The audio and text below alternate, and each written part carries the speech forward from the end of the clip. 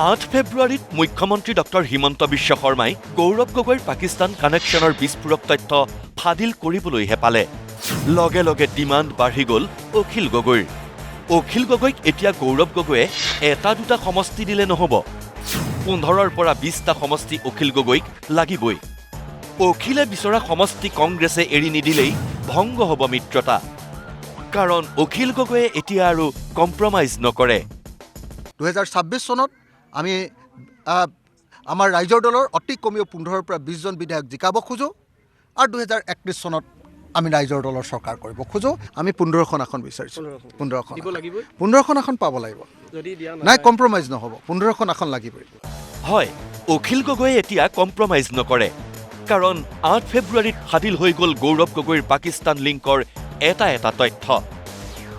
সেয়ে নাওবৈচাত ভৰি থৈয়ে অখিলে কৈয়ে দিলে, কংগ্ৰেছক আমি নাওবৈচা এৰি নিদিওঁ। নাওবৈচা ৰাইজৰ দলৰ বাবে কম্প্ৰমাইজ কৰিব নোৱাৰা সমষ্টি, গতিকে গৌৰৱ গগৈয়ে মোক নাওবৈচা দিবই লাগিব। আমাৰ বিৰোধী দলৰ অমৈহতীয়া প্ৰাৰ্থীৰূপে, বিৰোধী ঐক্যমঞ্চৰ অমৈহতীয়া প্ৰাৰ্থীৰূপে নাওবৈচা বিধানসভা সমষ্টিত আমি ডাক্তৰ হৰিকান্ত দাসক ইয়াত উঠাবলৈ যত্ন কৰি আছোঁ, আৰু সেইকাৰণে আজিৰ পৰা মই 4 দিনীয়া কাৰ্যসূচীৰে এটা প্ৰচাৰ অভিযান আৰম্ভ কৰিছোঁ। আমি নাওবৈচাটো হৰিকান্ত দাসক দিবৰ কাৰণে অনুৰোধে জনোৱা নহয়, এইটো আমি নন কম্প্ৰমাইজিং বা নন নিগচিয়েবল, আমি এৰি দিব নোৱাৰা এটা সমষ্টি হিচাপে কংগ্ৰেছ দলৰ ওচৰত ইতিমধ্যে পেছ কৰিছোঁ যে ডাক্তৰ হৰিকান্ত দাস এইবাৰ নাওবৈচা বিধানসভা সমষ্টিৰ পৰা বিৰোধী ঐক্যমঞ্চ, কংগ্ৰেছ, ৰাইজৰ দল আৰু সকলো দলৰ অমৈহতীয়া প্ৰাৰ্থীৰূপে এইবাৰ খাৰা হ'ব। অখিল গগৈক সাংবাদিকে সুধিলে, আপোনাৰ দাবী যদি বিগ ব্ৰাদাৰ কংগ্ৰেছে মানি নলয়, তেতিয়া আপুনি কি কৰিব? অখিল গগৈৰ উত্তৰ, কংগ্ৰেছে মোৰ কথা নামানিলে ময়ো কংগ্ৰেছৰ কথা নামানিম, কাৰণ নাওবৈচাত কংগ্ৰেছৰ আটাইতকৈ বেয়া অৱস্থা। কংগ্ৰেছৰ বিধায়ক এতিয়া লণ্ডনতহে থাকে। মই ভাবোঁ যে যদি এলায়েন্স হয় তেতিয়াহ'লেতো মানি ল'ব, যদি নলয় তেতিয়াহ'লে ডেফিনেটলি আমিও মানি নলওঁ। কিন্তু আমি এটাই ক'ম যে নহয়, নাওবৈচাত কংগ্ৰেছৰ পৰিস্থিতি খুব বেয়া। যোৱাবাৰ কংগ্ৰেছৰ যিজন বিধায়ক আছিলে তেওঁ পলাই গুচি গ'ল, তেওঁ লণ্ডনলৈ গুচি গ'ল, এটাও কাম নকৰিলে। নাওবৈচাৰ ৰাস্তা পদূলি ভাঙি চিঙি শেষ হৈ গ'ল। ৰাইজৰ দলক দিয়ক, আমি 2 বছৰৰ ভিতৰত নাওবৈচাৰ সকলো ৰাস্তা পদূলি বনাই নতুনকৈ নাওবৈচাখন তৈয়াৰ কৰি দিম। কেৱল ইমানেই নহয়, গৌৰৱ গগৈ চিৰবৈৰী পাকিস্তানত 10 দিন থাকি অহাৰ কথাটো কাগজে পত্ৰই প্ৰমাণ হৈ যোৱাৰ পিছতেই অখিল গগৈয়ে চান্স পে ডান্স মাৰিলে। ফেচবুক লাইভৰ যোগেদি অখিল গগৈয়ে গৌৰৱ গগৈক প্ৰত্যাহ্বান জনাই ক'লে, তেওঁ পাকিস্তানলৈ কিয় গৈছিল, কাক কাক লগ কৰিছিল, খোলাখুলিকৈ কৈ দিয়ক। গণ্ডগোল কৰিছে যদি গৌৰৱ গগৈয়ে এতিয়াই এৰক প্ৰদেশ কংগ্ৰেছৰ সভাপতিৰ পদ। গৌৰৱ গগৈক মই আৰু এটা কথা ক'বলগীয়া আছে, সেইটো কথাও কৈ থওঁ। মই চিধা মানুহ, কোৱা মানুহ, বেয়া পালেও বেয়া পালে, ভাল পালেও ভাল পালে। মই আৰু এটা গৌৰৱ গগৈক চিধাকৈ এটা কথা কৈছোঁ যে সংবাদমেল এখন পাতি স্পষ্টকৈ কৈ দিব লাগে যে পাকিস্তানলৈ তেওঁ কিয় গৈছিলে, কেইদিন থাকিছিলে, কি কৰিছিলে, খোলাকৈ কৈ দিব লাগে।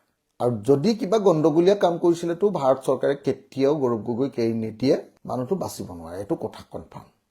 আৰু যদি সঁচাকৈ গণ্ডগোলীয়া কাম কৰিছিলে কংগ্ৰেছৰ সভাপতি পদটো এৰি দিব লাগে।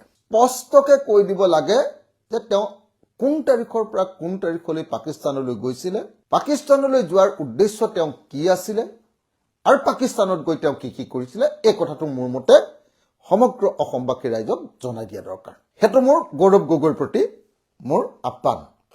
চলচাই কঠীয়াপৰাত সাংঘাতিক পাকৈত অখিল গগৈ। যেতিয়াৰে পৰা মুখ্যমন্ত্ৰীয়ে গৌৰৱ গগৈৰ পাকিস্তান কানেকশ্যনৰ কথা ক'বলৈ ল'লে, তেতিয়াৰে পৰাই অখিল গগৈয়ে দিনে প্ৰতি বঢ়াই গ'ল সমষ্টিৰ সংখ্যা।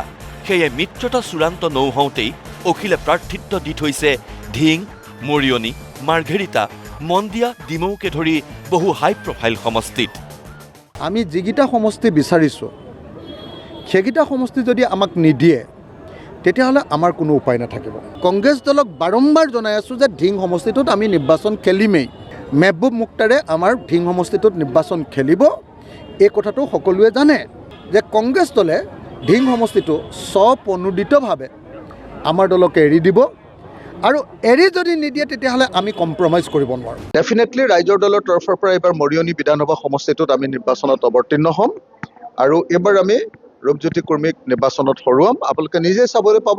আৰু সেইকাৰণে ৰাইজৰ দলৰ তৰফৰ পৰা এইবাৰ মৰিয়নি বিধানসভা সমষ্টিত নিৰ্বাচন খেলা হ'ব, আৰু এইবাৰ নিৰ্বাচন খেলি আমি ৰূপজ্যোতি কুৰ্মীক হৰুৱাম। আৰু মই নিশ্চিত যে মৰিয়নি বিধানসভা সমষ্টি কংগ্ৰেছ দলে বিৰোধী ঐক্যমঞ্চৰ তৰফৰ পৰা ৰাইজৰ দলক এৰি দিব।